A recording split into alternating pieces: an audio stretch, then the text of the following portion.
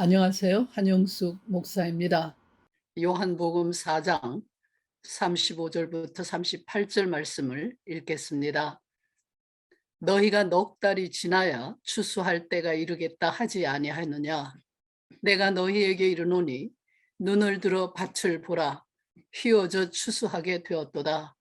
거두는 자가 이미 싹도 받고 영생에 이르는 열매를 모으나니 이는 뿌리는 자와 거두는 자가 함께 즐거워하게 하려 함이니라.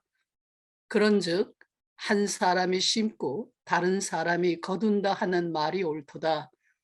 내가 너희로 노력지 아니한 것을 거두러 보내었노니 다른 사람들은 노력하였고 너희는 그들의 노력한 것에 참여하였느니라. 거기까지 낭독했습니다. 네, 가을이 벌써 짙어졌습니다. 가을은 추수의 계절이고 11월에는 추수감사절이 있습니다. 저는 사실 미국의 추수감사절을 접할 때마다 좀 이상한 생각이 들곤 했었습니다. 왜냐하면 우리 한국 사람들에게는 추수감사절과 같은 명절이 추석이라는 것이 있는데, 추석은 그 추수를 막 시작할 때 그 명절인 것 같은데요. 미국은 추수가 다 끝날 때 감사절이 있어서 추석과 같은 명절을 보내는 것이 아닌가, 그런 생각을 합니다. 근데 우리 한국인이나 미국 사람들만이 아니라 모든 전 세계의 모든 인종, 모든 민족이 다 제각기 그 명절을 가지고 있는데, 그 명절들은 대부분이 추수와 관계가 있습니다. 유대인의 명절도 그렇죠. 구약에 보면 유월절이나 맥추절 또 수장절 같은 명절이 있는데 이것들이 모두 추수와 관계가 있습니다. 보리추수, 밀추수, 포도추수 이런 것들과 관계가 있죠. 이 추수를 한다는 것은 감사한 일이죠. 왜냐하면 씨를 뿌렸는데도 싹이 나서 자라지 않는다면 아무 소용이 없겠죠. 예, 우리가 여러분들도 아마 대부분 저랑 비슷한 세대거나 저보다 연세가 많은 분들이 더 많으신 것 같은데, 그래서 우리는 그 농경 사회에서 살았던 사람들이죠. 농사 짓는 게 뭔지를 알고 있죠. 그래서 그 농사를 짓다가 보면 1년 동안 그 비가 얼마나 오느냐, 또 햇빛이 얼마나 잘 있느냐, 뭐 여러 가지가 그 농사를 잘 되게 할 수도 있고 망칠 수도 있게 하죠. 그런가 하면 뭐 홍수가 나거나 또 천재지변 같은 이런 재해가 있으면 곡식을 다 잃어버릴 수도 있죠. 이런 일들을 사람의 힘으로 막을 수가 없기 때문에 추수를 할 수 있다는 것은 감사한 일이다, 그렇게 생각하게 되죠. 이것이 그 추수를 한다는 것이 내 수고도 아니고 또 내 노력도 아니기 때문이죠. 그래서 명절이 되면 추수할 곡식을 준 하나님에게, 뭐 모든 인종이 다 하나님이라고 부르는 건 아니고 신에게, 각자 자기네들의 신에게 제사를 드리고 온 가족이 모여서 함께 음식을 나누고 기뻐하며 즐거워합니다. 그런데 오늘 본문에 보면 예수님께서는 제자들에게 너희는 추수를 하기 위해서 보냄을 받았다라고 말씀을 하셨습니다. 그것도 너희가 심지도 않은 것을 추수한다. 네가 씨를 뿌린 것도 아닌데 또 네가 수고한 것도 아닌데 너는 곡식을 거두어 드린다, 그런 얘기죠. 그러니까 사람들이 흔히 생각하기에는 그 추수를 아무 때나 하는 것은 아니라고 생각하기 쉽지만 예수님은 너희들은 추수하는 사람들이다라고 제자들에게 얘기를 했습니다. 누가 씨를 뿌렸는지 알 수가 없고 누가 물을 주고 누가 거름을 주고 김을 메고 해서 그 알 수가 없어요. 그것을 누가 자라게 해서 열매가 맺혔는지는 알지 못하지만 누군가가 해 놓은 그 수고의 대가로 열매가 맺었고 그 열매를 나는 아무런 대가도 치르지 않고 추수를 한다, 그런 얘기입니다. 그러니까 추수를 하는 사람들은 자랑할 것도 없고 교만해질 이유도 없는 사람들이죠. 이렇게 예수님은 제자들에게 너희들은 추수를 하는 사람들이다. 복음을 전하는 사람들은 추수를 하는 사람들이다. 그런 얘기입니다. 복음을 전하는 일은 씨를 뿌리는 일이 아니라 추수하는 것이다. 그런 얘기예요. 그러니까 내가 전하는 복음을 믿고 꼭 무슨 전도자만 복음을 전하는 것이 아니죠. 다시 말하면 목사나 무슨 선교사나 이런 사람들만이 아니라 모든 크리스찬들은 다 복음을 전하는 사람들이 되어야 하죠.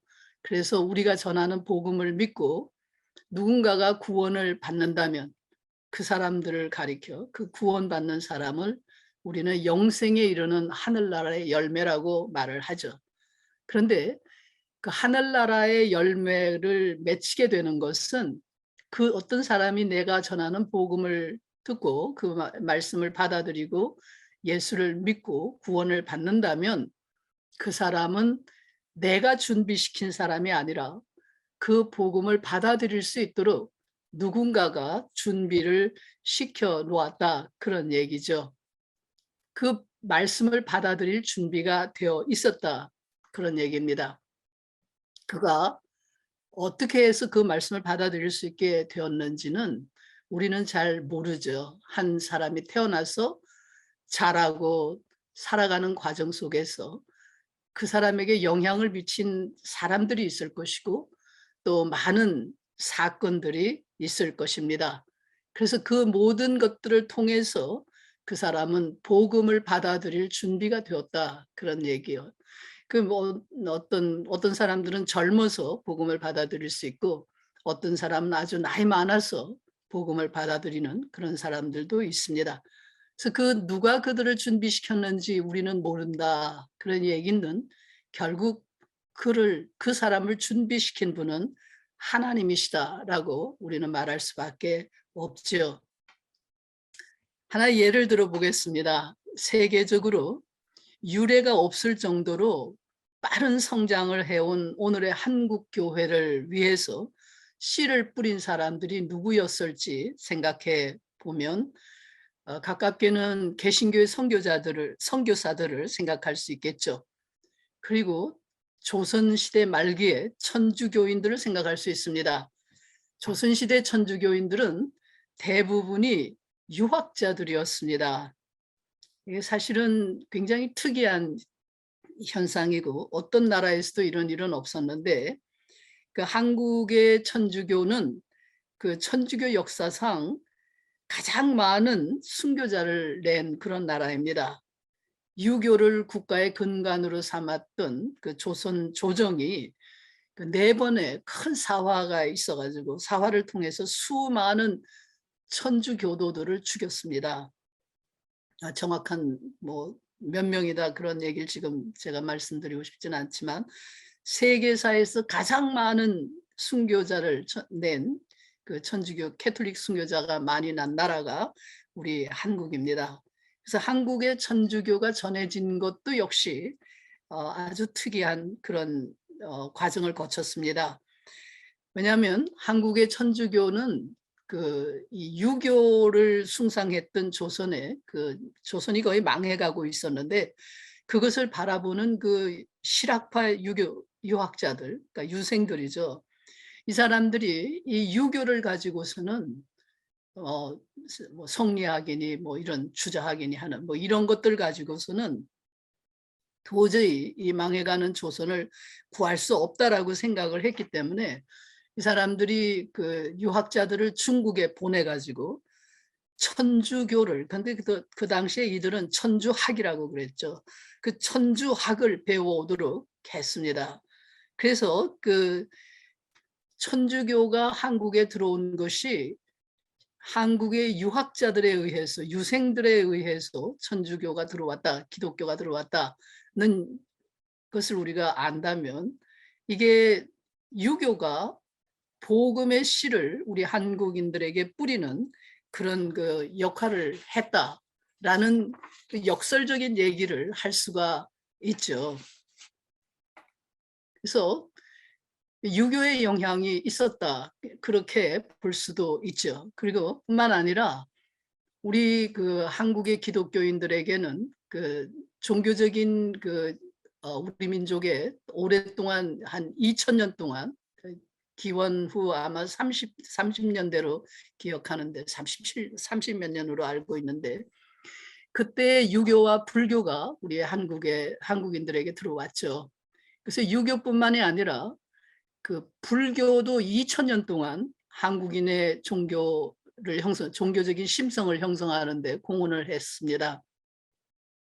왜냐하면 성경에는 없는 얘기인데 우리 한국의 기독교인들의 마음속에 아주 깊이 뿌리 깊이 그 자리를 잡고 있는 것이 죽으면 천당에 간다, 지옥에 간다. 그 지옥도 뭐 굉장히 그 단계가 많은 뭐 이런 것을 생각하는데 천당이나 지옥 개념이 우리 한국인들에게 있는 것은 불교에서 온 개념이에요.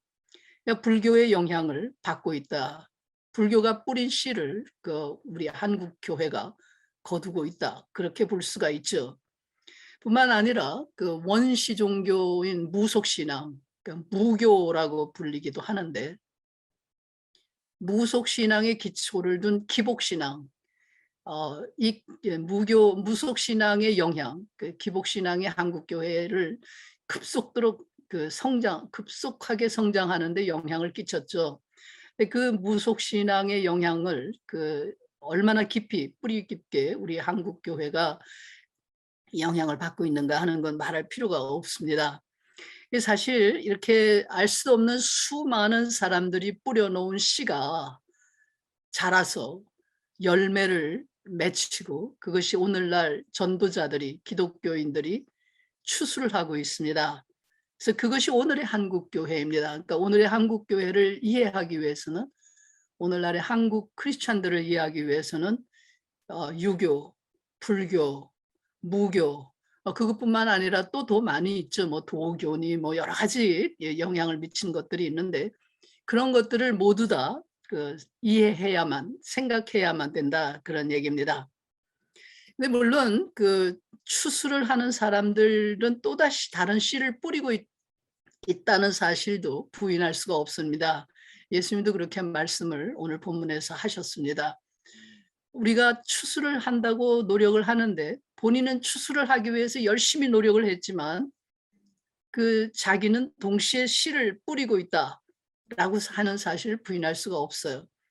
이 일은 자기도 모르는 사이에 일어나고 있는데 예를 들면은 아주 쉬운 예가 다람쥐들이 도토리 나무의 열매를 먹고 사는데 산에 도토리 나무가 이렇게 굉장히 많이 있는데 그 이유는 다람쥐들이 도토리를 추수를 해가지고 자기가 먹기 위해서 어딘가에 이렇게 묻어둔다고 그러더라고요. 나중에 먹으려고 땅을 파고 그 속에다가 이렇게 감춰두는데 그 다람쥐들이 그걸 잊어버린 거예요. 어디다 감춰뒀는지. 그리고서는 계속 그렇게 하니까 그 다람쥐가 감춰놓은 그 도토리들이 이제 싹이 나서 거기서 도토리 나무가 자란다. 그런 얘기를 하더라고요. 그러니까 결국 추수를 하는 줄 알았는데 씨를 뿌리고 있는 그런 얘기죠.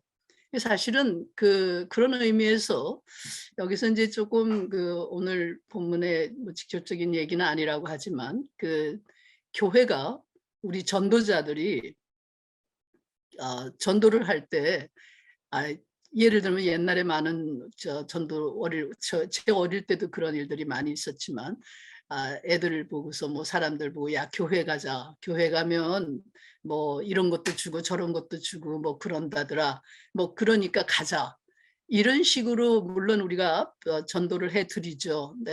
뭐 모든 사람들이 그런 식으로 옛날에 많이 했고 근데 그렇게 들어온 사람들이 그들에게 제대로 된 하나님의 말씀이 전해져서 그 말씀이 성경이 말하는 말씀 거기에 충실한 그런 기독교를 전한다고 했을 때 그가 추수해 드리는 열매가 되기도 하지만 동시에 미래를 향한 새로운 씨를 뿌린다는 의미에서 그것이 굉장히 중요한 일이 되는 거죠. 왜냐하면 하나님의 말씀이 충실하게 전해짐으로써 열매를 거두는 거하고, 하나님의 말씀이 아닌 엉뚱한 것들, 그냥 무속신앙이라든가 또 무슨 유교의 어떤 윤리 도덕이라든가 또 불교가 말하는 무슨 윤회 사상과 같은 이런 것들이라든가, 이런 것들을 가지고서 교회 안에서 그것이 전해져서 그들이 교인이라는 말을 듣고 그렇게 돼버리면 미래의 교회의 모습이 하나님의 말씀 위에 서 있는 그런 기독교인이 되지 못하게 되죠. 그렇게 되면 결국은 추수를 해드리는 사람들이 계속 엉뚱한 걸 추수하게 되고 엉뚱한 씨를 뿌리는 그런 결과를 가지고 올 수도 있다는 것을 우리가 이 시간에 잠깐 생각을 하고 넘어가면 좋을 것 같습니다. 그런데 어쨌든 우리는 오늘 예수님이 말씀하신 것처럼 우리는 씨를 뿌리는 사람이 아니라 추수를 하는 사람이다라고 생각을 해야 합니다. 그렇게 믿고 살아야 한다, 그런 얘기입니다. 왜냐하면 씨를 뿌린다는 생각으로 사는 사람에게는 염려나 근심, 걱정이 떠날 날이 없습니다. 왜냐하면 내가 뿌린 씨가 싹이 날 것인지, 그게 또 잘 자랄 줄 것인지, 비바람에 쓸려가지는 않을지, 내일은 날씨가 어떨지, 앞으로 어떻게 될지, 이렇게 씨를 뿌리는 사람은 한시도 마음 편할 날이 없습니다. 뿐만 아니라 씨를 뿌린다고 생각하는 사람은 교만해지기가 쉽습니다. 왜냐하면 이건 나는 다른 사람들과 달리 역사의 내일을 위하여 오늘을 살아가고 있다, 이런, 나는 성각자다, 이런 생각을 하며 살기 때문에 이런 생각이 사람을 교만하게 만들 수 있죠. 그러니까 씨를 뿌린다고 생각하지 말고 추수를 하는 사람이다라고 생각을 해야 합니다. 이게 예수님이 우리에게 가르쳐 주신 거예요. 너희는 씨를 뿌리는 사람이 아니라 추수를 하는 사람이다. 그런데 너희가 추수를 하는 그 일 자체가 또 다른 씨를 뿌린다라는 얘기예요. 그런데 그 씨를 뿌리는 일은 나는 알지 못하고 하나님이 하시는 일이 되는 거죠. 그런데 추수를 하는 사람이라고 생각해야 하는 그 중요한 이유는, 추수를 한다고 생각하는 사람은 겸손할 수밖에 없어요. 내가 뿌린 씨의 열매를 거두는 것이 아니기 때문에 추수할 것이 있다는 사실 앞에서 겸손할 수밖에 없어요. 그래서 교회가 무슨 큰 교회다, 우리 한국 사람들은 그 큰 교회를 굉장히 자랑하고 그것을 위해서 그저 불철주야 기도하고 또 그렇게 하려고 노력을 하는 굉장히 부지런한 사람들이죠. 그런데 큰 교회를 자랑할 이유도 없고 그것을 부러워할 이유도 아무것도 없어요. 왜냐하면 그만큼 통속적인 추수를 했다, 그러니까 별것 아닌 것까지 다 긁어 모아서 추수를 했기 때문에 많아지는 거죠. 제대로 된 추수를 하려고 하면 그렇게 많기도 사실 어렵죠. 그런 의미에서 그런 것들을 자랑할 이유도 없고, 또 그거 그렇게 되지 못한다고 해서 후회를 하거나 그럴 필요도 없고 부끄러워할 이유도 없어요. 추수하는 사람은 교만할 이유가 아무것도 없어요. 내가 큰 교회 목사고 많은 사람에게 전도를 했으니까 내가 굉장히 잘난 사람이라고 우쭐거린다. 그게 굉장히 어리석은 거죠. 왜냐하면 그 추수하는 사람은 자기가 뿌린 씨를 거두는 것이 아니기 때문에 겸손할 수밖에 없어요. 다른 사람이, 누군가가 뿌린 씨를, 그것이 자라서 열매가 이미 익어 있는 것을 내가 거두어 들인 것이기 때문에 겸손할 수밖에 없고 또 걱정할 필요도 없다, 그런 얘기예요. 염려하지도 않아도 되죠. 지난 날을 후회할 필요도 없고, 더 많이 거두려고 욕심을 부린다고 내가 추수해 드리는 그 열매가 더 많아지는 것도 아니고, 걱정한다고 달라질 것이 없으니까 염려할 필요가 없다, 그런 얘기죠. 그래서 추수하는 사람은 감사할 수 있고 기뻐하며 살아갈 수가 있어요. 내가 평생 목회자로 살았는데 나는 세례를 준 사람이 얼마 되지 못한다, 그렇다고 하더라도 그것에 대해서 감사할 수 있고 기뻐할 수 있다, 그런 얘기예요. 단 한 톨의 열매를 거둔다고 해도, 뭐 한 톨밖에는 거두지 못한다고 해도 그것을 귀하게 여기고 감사할 수가 있어요. 내가 씨를 뿌린 것이 아니고 또 내가 그렇게 그 노력한 것이 아니기 때문에, 내가 수고해서 얻은 열매가 아니기 때문에, 그 열매가 무르익기까지 누군가가 흘렸을 피, 땀, 눈물 이런 걸 생각하면 고맙기 그지없고, 내가 거둔 들인 열매가 소중할 뿐입니다. 그래서 저는 제가 목회자로 36년을 살고 은퇴를 했는데, 저는 제가 전하는 복음을 듣고 그 예수를 믿겠다고 고백하고 이런 사람들을 만날 때면은, 그 사람 한 사람을 보면서 우리 민족 5천 년의 역사를 저는 생각을 합니다. 그 사람이, 그 한국인으로서 이 사람이 오늘날 그 예수를 믿겠다고 고백할 수 있을 때까지 이 사람 뒤에 5천 년 동안 우리 민족이 지녀온 그 많은 사상들과 그 생각들, 그리고 또 복음을 전하기 위해서 순교한 사람들뿐만이 아니라 자기가 믿는 신앙을 지키기 위해서 죽어간 수많은 불교의 승려들도 있죠. 그 종교의 신앙을 위해서 그 목숨을 걸고 그 자기의 신앙을 지키려고 했던 불교의 승려들을 저는 생각하기도 하고요. 유교의 선비들을 저는 굉장히 귀하게 생각을 합니다.